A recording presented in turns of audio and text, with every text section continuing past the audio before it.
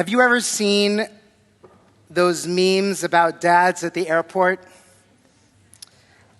The ones where his family is going through TSA, but the dad is already halfway to the gate, blazing a trail with his carry-on like he's on some sort of solo mission.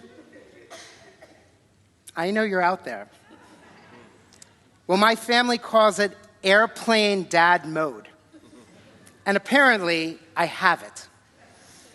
The second we step into the airport, my nervous system decides we're in a survival situation. My pulse quickens, my walking pace triples, and suddenly I'm convinced that unless we get to the gate in record time, well, in my case, if you know me, the lounge. I never said I wasn't bougie. The plane will leave without us, even though we are not even close to boarding time. And that's the thing about nervous systems. They can never really tell the difference. They only have two settings, safe or danger. The same survival system that once kept our ancestors alive, now firing off alarms over everyday moments.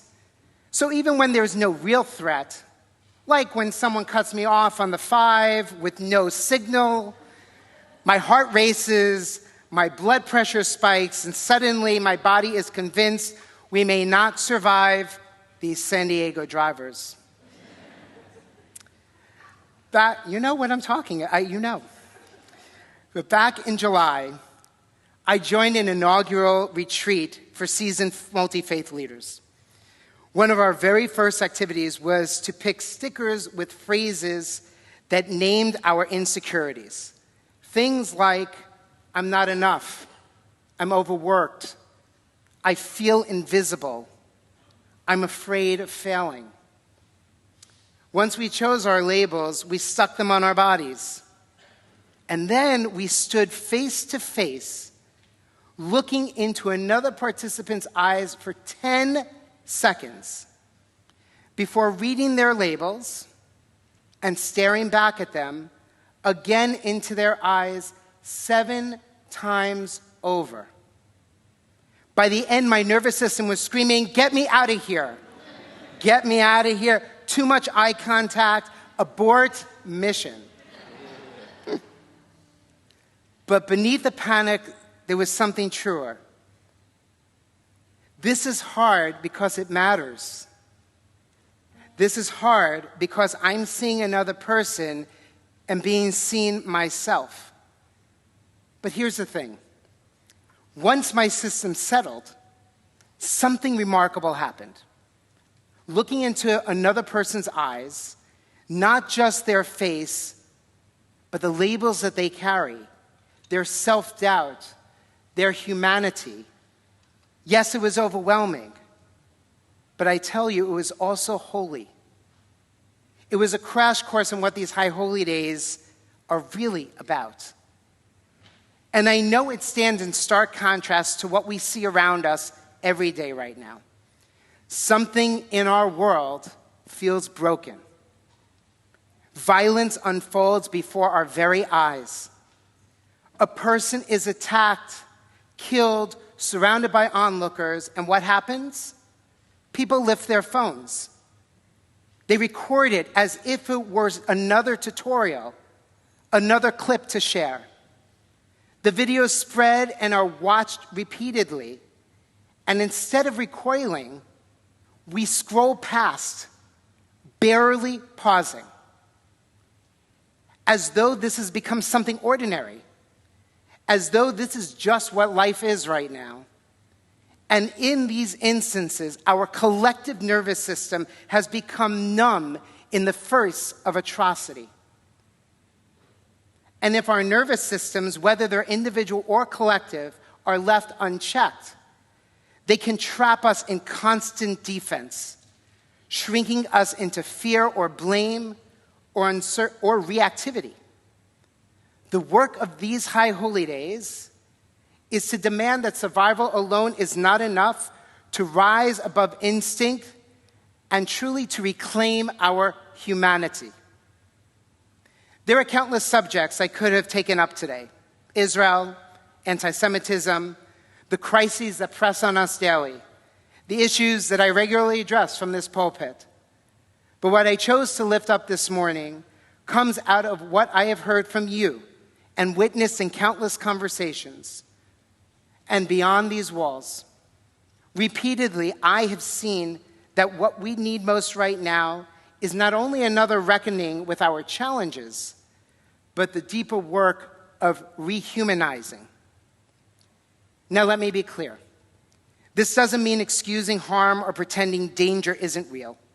The threats we face are real, from anti-Semitism to violence to the relentless churn of a fractured world. But the sacred task is not to mirror that dehumanizing back. It is to respond without losing our own humanity in the process. Rehumanizing, or as I'm coining today, the rehumanizing effect, is the practice of noticing how quick we shrink into fear, to defend, to dehumanize, and then choosing instead to really see the other. It's not easy. In fact, it can feel hard and it can feel costly. But that is exactly why these days are such a gift. They train us, like in practice, year after year, in the holy practice of rehumanizing.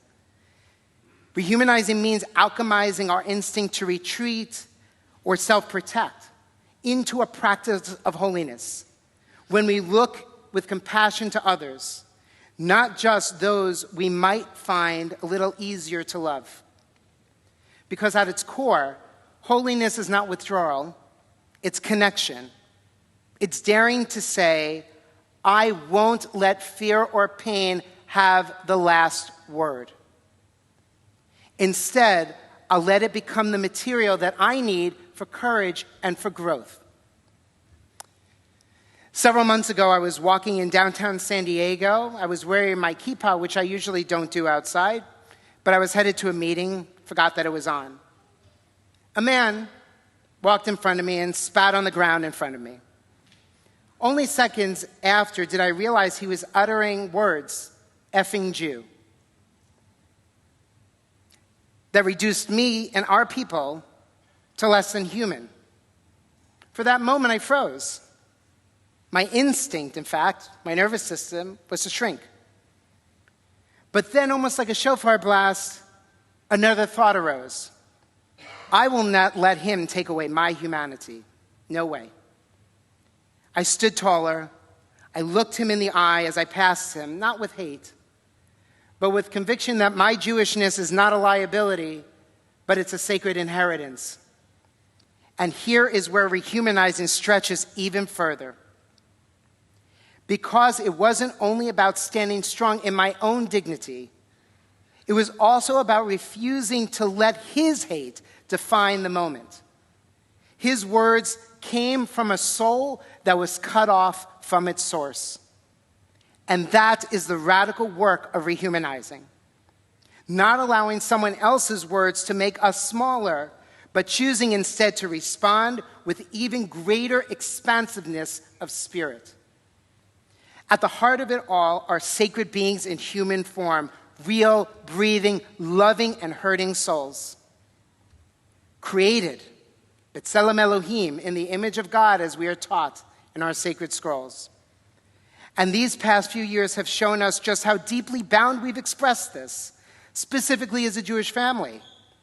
When rockets fell, many of us felt the shockwaves. When anti-Semitism rose on campuses, parents trembled with memory. When hostages were freed, we all exhaled as one. That's not a cliche. It's the lived truth that our nervous systems, our humanizing, are deeply interwoven. And though our story as Jews feels singular, much of the time, we are not the only ones that are aching. Children in Israel and in Gaza, in Ukraine, in Sudan, just for one example, deserve to be seen not as statistics or slogans, but as real, and breathing and human. Rehumanizing doesn't mean diminishing our pain. It means instead that humanity itself never be lost, no matter whose child and no matter whose tears. This means that our work spiritually and communally is to notice when our systems are hijacked, to breathe, to ground, to help bring ourselves and then one another back to humanity. Our tradition grounds us with daily practices. We say Moedei Ani upon waking. We light Shabbat candles even in the chaos. We take a deep breath before reacting. We give tzedakah or charity, like supporting our campaign, for example. This interrupts self-focus. Acts of chesed or kindness, checking in on a friend, bringing food, holding space. They remind us of our shared humanity. Welcoming a stranger trains us to make room in our hearts. Lashon tov, words of kindness, anchor us in compassion. These aren't small gestures. I dare to say they are spiritual retreats and resets. They are daily ways of choosing presence over panic, connection over isolation, and holiness over hurry. This summer I had a meal with one of our college students. She told me about a protest where Jewish students were screamed at, told they didn't belong. She felt invisible. Nervous system overload. A week later, a small group gathered, Jews and allies, to light Shabbat candles. Nervous at first, they sang together. In that fragile circle, they reminded each other, we are human. We are still here. It doesn't erase pain, but it restores dignity and gives hope room to breathe. In Genesis, we learn this very important statement some of you may not be aware of. It says, "Vayipach be'apav nishmat chayim," which means God breathed life into the human being. And I truly believe to be a human is to carry a divine spark.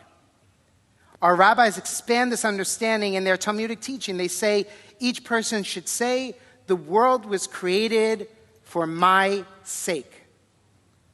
Not arrogance, but responsibility. And the shofar we will hear today is our call to wake up to the humanity of those around us and to our own. The shofar sounds guides us here. Tekiyah, the strong whole note, reminds us of the steadiness we long for, those moments when life feels broken and we recognize ourselves clearly.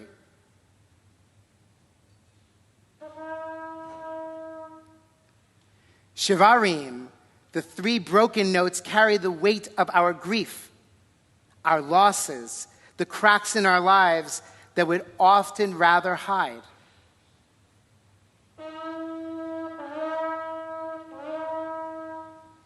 Truah, the staccato sobs, pierces our hearts with the rawness of anguish, the times when pain overwhelms and words fail us.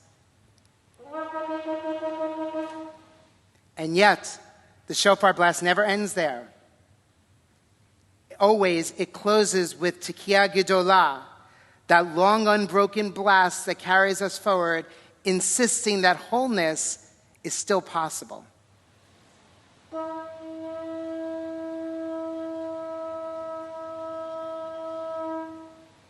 Don't worry, that was just the previews. Promise. The pattern itself is a theology. We're not meant to stay only in our strength, nor only in our brokenness, nor only in our tears. We are meant to move through them, to let each sound teach us, and then to arrive at renewal. Rabbi Nachman of Bratslav gave us this powerful concept. He said, there is nothing so whole as a broken heart. He taught that our cracks are the very conditions that make us open to God, to compassion, to one another. Wholeness is not the embrace of brokenness. Rather, that which emerges when we carry our broken pieces with courage. Leonard Cohen, in his own poetic theology, offered there is a crack in everything, and that's how light gets in.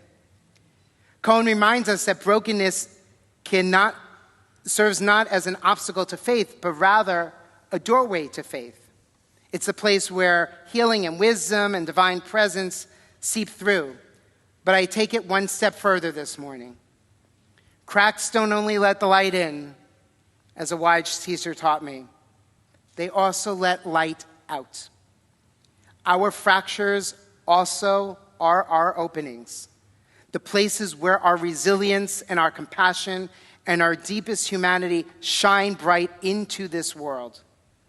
To hear the shofar is to remember that being is not about hiding brokenness, but about letting it become the very channel for hope and a beacon of compassion for others' pain as we all share the same. One of these channels we accessed this summer when our Jewish community raised an appeal to San Diego Pride. We asked that the entertainer they insisted on headlining, someone whose language and speech had included hatred directed at Jews, not be given a platform. Our appeal was denied. And so for the first time in many years, we were absent from the Pride Parade. For many, the absence felt like a gut punch. It wasn't just about the parade.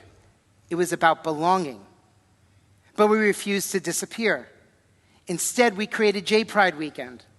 On that Friday night, a Pride Shabbat filled this sanctuary and the social hall, hundreds singing and praying and crying. Our queer community felt fully seen. And we declared, you are a blessing. You belong.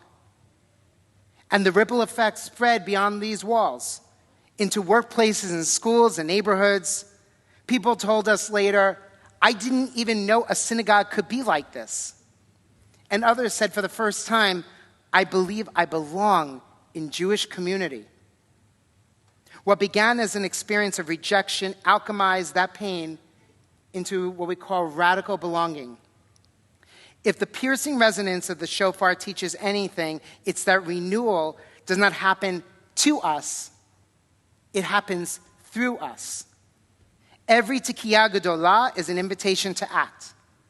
This year, I am inviting us to rehumanize in 3 ways.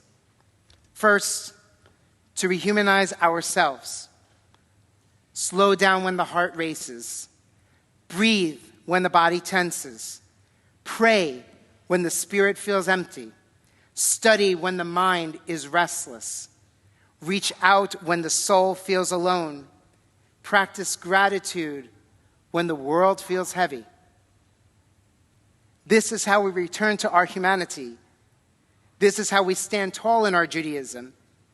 Not just wearing it with pride, but living it with experience and resilience and with heart. Second, rehumanize one another.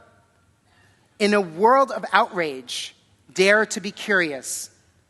Don't flatten people into caricatures. Meet them as souls, B'Tselem Elohim. Many of you may be familiar with Mel Robbins' Let Them theory when that went viral this past year. She gave us a catchy modern phrase for something that's very ancient. The wisdom that we cannot control others, only how we choose to respond. Let Them is about releasing the urge to fix or judge what we cannot change. Let Me is about reclaiming our own agency, aligning our choices with our values and our peace of mind. This concept isn't new. Our tradition has always taught it. The Rabbi spoke of tzimtzum, of contraction, of stepping back to make room for another. The prophet Micah urged us to do justice, love mercy, and walk humbly with God. Robbins simply gave us new language for an eternal truth.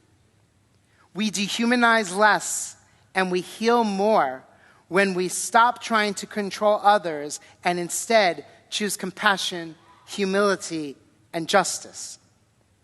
Through this work, through seeing one another fully, resisting fear with compassion, and practicing rehumanizing in our daily lives, I truly believe we build the community we are meant to be. Lastly, a vision and hope I hold for us in the frame of rehumanizing as a Beth Israel community in 5786. That no one, and I mean no one, sits alone. That our children, when they face anti-Semitism, know we will walk the path of resilience with them. That honoring our marginalized communities is not the exception, but it is the expectation. That every stranger who enters here is not met with suspicion, but with welcome. That this campus serve as a workshop for rehumanizing, where we practice what it means to live as a people of hope. And being a people of hope means this: not turning away from the world's pain, but daring to answer it with courage. Not shrinking from fear, but standing for dignity. Not waiting for someone else, but choosing together to build a future rooted in what is the best of us. We're not the first generation to face our humanity denied. After the destruction of the Second Temple, Rabbi Yochanan ben Zakkai reimagined Jewish life. Centuries later, Rabbi Abraham Joshua Heschel marched with Dr. King, saying he felt as though he was praying with his feet. Each act rehumanized Judaism in its own time. As we enter 5786, we choose hope, not shallow, but fierce. The kind that looks at fractures and wounds and brokenness and says, we can build again. The kind that insists on shared humanity, even when it feels hard and even when it feels costly. Hope is not a prediction, it is a practice. And practice means not avoiding our pain, but staying with it until it can be transformed. The same nervous system that once told us to run can, with time and intention, be retrained to see and to welcome and embrace. This is the holy work of rehumanizing. And this is how we live as a people of hope, not just in word, but in action. Just weeks ago, I sat with my daughter, Sophie, playing guitar. We laughed and we sang, and for that moment, there were no headlines, just joy. For a moment, my nervous system wasn't in fight or flight, it was in song. And I thought, this too is activism. Joy is activism. Whether it's airplane dad mode, confronting a signalless driver on the 5, or staring uncomfortably into someone else's eyes for too long, they serve as reminders, inviting us into something more this Rosh Hashanah. Not just to survive, but to see. Not just to react, but to respond. Not just to harden, but to open. Not just to protect, but to rehumanize. Tekiyah, remember who we are. Shivarim, remember what has been broken. Truah, remember the urgency of now.